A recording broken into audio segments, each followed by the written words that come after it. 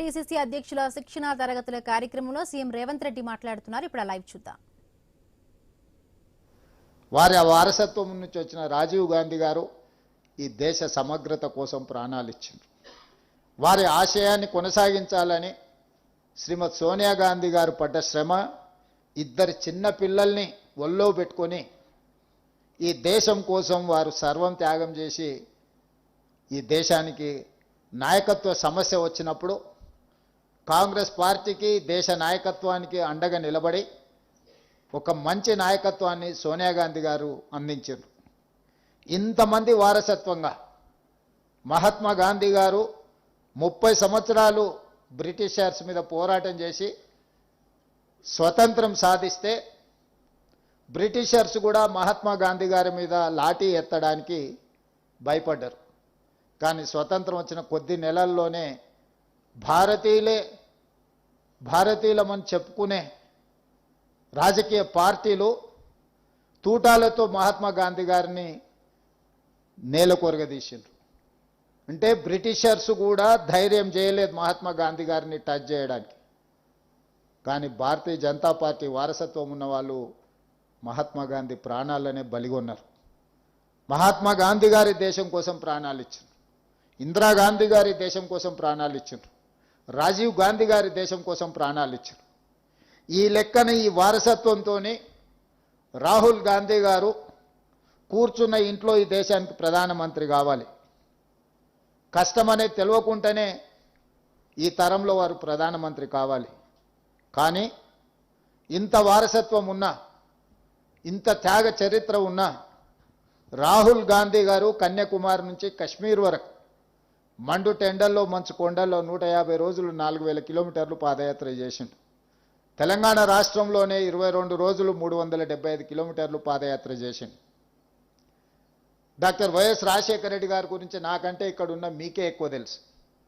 రాజశేఖర రెడ్డి గారు చేసిన పాదయాత్ర, రాజశేఖర రెడ్డి గారు అందించిన పరిపాలన, రాజశేఖర రెడ్డి గారు అమలు చేసిన సంక్షేమ పథకాలు, రాజశేఖర రెడ్డి గారు చూపించిన అభివృద్ధి ప్రణాళిక ఒక గొప్ప ప్రణాళిక. ఈ రోజుకు మనం కాంగ్రెస్ విజయాలలో రాజశేఖర రెడ్డి గారు ముఖ్యమంత్రిగా ఉన్నప్పుడు తీసుకున్న నిర్ణయాలనే మనం ప్రతి వేదిక మీద ప్రస్తావిస్తున్నాం. ఆ రకంగా వైఎస్ షర్మిల గారు కేవలం రాజశేఖర రెడ్డి గారి పేరు చెప్పుకొని ఆంధ్రప్రదేశ్లో ఏ హోదాకైనా వెళ్ళొచ్చు.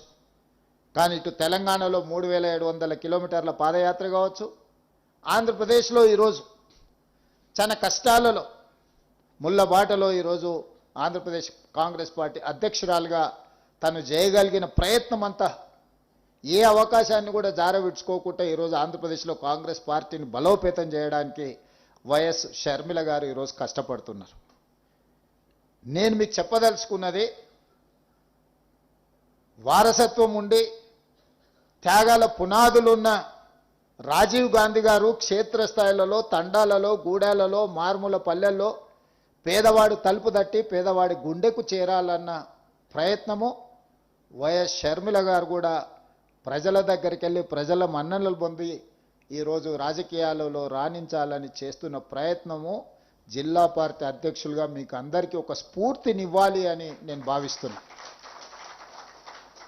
కష్టము శ్రమ ఎప్పుడు ఊరికపోదు. మమ్మల్ని జిల్లా పార్టీ అధ్యక్షులను చేసింది కాబట్టి ఈ జిల్లా మీద మొత్తం మాది ఆధిపత్యం ఉన్నది. మేము ఈ జిల్లాలకు అధిపతులమైనమా అని ఒకవేళ మీరు ఎవరైనా భావిస్తే మొట్టమొదటి తప్పిదం అదే అవుతుంది. ఇది అధికారం కాదు. జిల్లా పార్టీ అధ్యక్షుడు అనేది ఒక బాధ్యత. ఈ బాధ్యత అనేది కుటుంబ పెద్దలాంటి బాధ్యత. పార్టీలో అన్ని రకాల నాయకులు ఉంటారు, అన్ని రకాల ఆలోచనలు చేసేవాళ్ళు ఉంటారు. షర్మిల గారు చెప్పినట్టు వితిన్ ద పార్టీలో కూడా భిన్నాభిప్రాయాలు చెప్పేవాళ్ళు ఉంటారు. ఇది ఈరోజు కాదు, 141 సంవత్సరాల క్రితం కాంగ్రెస్ పార్టీ మొదలైనప్పుడు మహాత్మా గాంధీ గారు ఉన్నప్పుడు కూడా వారి ఆలోచన విధానానికి భిన్నాభిప్రాయాలు చెప్పిన వాళ్ళు ఉన్నారు. ఆ రోజు నుంచి ఈ రోజు వరకు కాంగ్రెస్ పార్టీలో వివిధ సందర్భాలలో జాతీయ స్థాయి నాయకత్వంలోనే జాతీయ నాయకత్వం చెప్పేదానికి కూడా భిన్నంగా అభిప్రాయాలు చెప్పే సంస్కృతి కాంగ్రెస్ పార్టీలో ఉన్నది.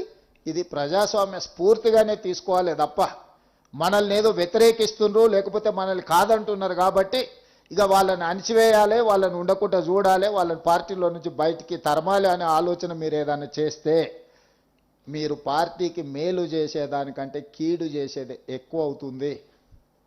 మీకు అందరికీ తెలుసు, నేను పిసిసి అధ్యక్షుడు అయినప్పుడు కూడా పరిస్థితులు, ప్రతి నాయకుడి ఇంటికి వెళ్ళిన, ప్రతి వాళ్ళని కలిసిన, పార్టీ సంక్లిష్టమైన పరిస్థితులను ఎదుర్కొంటుంది. మీకంటే వయసులో అనుభవంలో చిన్నవాడినే అయి ఉండొచ్చు, కానీ పార్టీ నాకు ఒక అవకాశం ఇచ్చింది. మీరందరూ సహకరించండి, అందరం కలిసి కొట్లాడితే తప్పకుండా మనకు మంచి రోజులు వస్తాయి అని చెప్పి ప్రతి నాయకుడి ఇంటికి వెళ్ళి కలిసిన.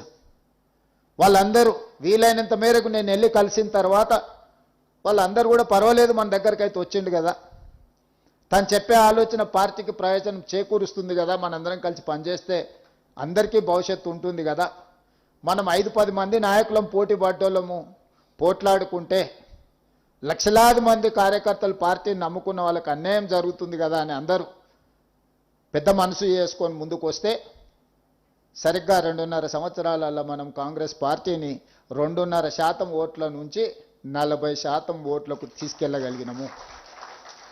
మిత్రుడు వంశీచంద్రెడ్డి గారు చెప్పినట్టు